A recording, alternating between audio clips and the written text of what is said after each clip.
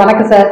வணக்கம் வணக்கம். எப்படி இருக்கீங்க? நல்லா இருக்கேன், சந்தோஷமா இருக்கேன். பார்த்ததுல எனக்கு ரொம்ப சந்தோஷம் சார். சரி சரி. நான் நிறைய விஷயங்கள் உங்களுக்கு நான் கேட்டு தெரிஞ்சுக்கிட்டேன். ஆமா, இப்ப உங்களை நம்ம சந்திச்சே ரொம்ப நாளாச்சம்மா. முன்ன நிறைய கேள்வி கேட்பீங்களே, இப்ப வந்திருக்கீங்க, என்ன கேள்வி கேட்க போறீங்க? ஆச்சரியம், உங்களை சந்திச்சதுல ரொம்ப பெருமைப்படுறேன். சரி சரி. என்னன்னு கேட்டீங்கன்னா சார், இப்ப எல்லாருமே ஒரு வாழ்க்கை வாழ்றோம். ஆனா அவங்கவுங்களும் அவங்க இஷ்டத்துக்கு வாழ்றாங்க. மனிதனா பிறந்தவன் எப்படி வாழணும்னு ஒரு நெறிமுறை இருக்குது. அது எப்படி வாழணும் அப்படின்னு நீங்க சொல்லுங்க. ஏன்னா இவ்வளவு நாள் கழிச்சு இப்ப இந்த கேள்வி கேட்கறேன்னு நினைக்க வேணாம். இருந்தாலும் எனக்கு ஒரு மனிதன்னா எப்படி வாழணும். ஏன்னா இப்ப ஒவ்வொருத்தவங்களுமே ஒரு பிராங்காவே யாருமே இல்ல, ஒரு கண்ணியோடயே பழகுறாங்க, பேசுறாங்க. மனிதன் எப்படி வாழணும் அப்படின்னு சொன்னீங்கன்னா நான் ஒரு சரியான கேள்விதான். இப்போ மனிதன் எப்படி இருந்தா வாழ்க்கையில வெற்றி அடையலான்றது நம்ம சிந்திக்க வேண்டிய ஒரு விஷயம். மனித வாழ்க்கையில பல விஷயங்கள் வரும். துன்பம், துயரம், கோபம், ஏமாற்றம் எல்லாமே வரும். அந்த மாதிரி நேரங்கள்ல நாம எப்படி அந்த நேரம் ஆயிக்கணும்னா, நீங்க ஒரு பெண்ணா இருக்கிறதுனால, சமையல் செய்யறதுனால உங்களுக்கு சமையலும் செய்வீங்க. நீங்க சர்ப்ரைஸா இருந்தாலும் வீட்டுக்கு சமையல் பண்ணுவீங்க, காய்கறி நறுக்குவீங்க, குழம்பு வைப்பீங்க. ஆனா அதே வகையில நான் உங்களுக்கு உதாரணம் சொல்றேன். உங்களுக்கு தெரிஞ்ச விஷயம், எல்லாருக்கும் தெரிஞ்ச விஷயம். கத்திரிக்காயை தெரியுமா? என்ன பண்ணுவீங்க? என்னென்ன பண்ணுவீங்க? கத்திரிக்காயில என்ன செய்யறோம்? சாம்பார் வைப்போம், கூட்டு வைப்போம், பொரியல் பண்ணுவோம், கருவாட்டு குழம்பு வைப்போம், கறி குழம்புல போடுவோம். இது மாதிரி எல்லா குழம்புலையும் போட்டிருக்கோம் சார். போட்டிருக்கீங்க.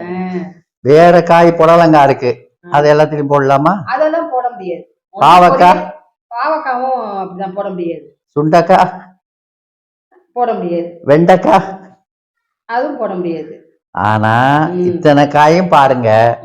ஆனா கத்திரிக்காய் மட்டும் நீங்க சொன்ன மாதிரி கறி குழம்புல போடலாம், மீன் குழம்புல போடலாம், அப்புறம் சாம்பார்ல போடலாம், கருவாட்டு குழம்புல போடலாம், கூட்டு வைக்கலாம், கொஸ்து, அதே மாதிரி பிரியாணிக்கு சால்னா பண்ணலாம். இதுன்னு சொல்லுவாங்க, அது நல்லா இருக்கும். இந்த மாதிரி செய்யலாம். ஆக அது எதுக்கும் சுவையை கூட்டுதுல அது. ஐயோ இதை ஏன் போட்டோம் அப்படின்னு எந்த கறியாவது சொல்லுதா? நம்ம சாப்பிடும் பொழுது இப்படிப்பட்ட ஒரு கத்திரிக்காய் இருக்கேன்னு எல்லாத்தையும் சுவைச்சு சாப்பிடுறோம்ல.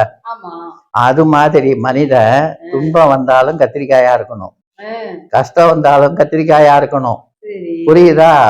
விரோதம் வந்தாலும் கத்திரிக்காயா இருக்கணும், பகமை வந்தாலும் கத்திரிக்காயா இருக்கணும், அலட்சியப்படுத்தினாலும் கத்திரிக்காயா இருக்கணும். ஆக மனிதன் கத்திரிக்காயா எந்த இடத்துக்கு எப்படி சம்பந்தப்படுறோமோ, இப்ப மீன் குழம்புக்கு சம்பந்தப்பட்ட அந்த புளி காரத்தை ஏத்துக்கிட்டு அது சுவையா இருக்கு. கறி குழம்புக்கு போனீங்கன்னா அதுக்கும் ஒரு சுவையை ஏத்துக்கிட்டு மசாலாவுக்கு சுவையாயிடுது.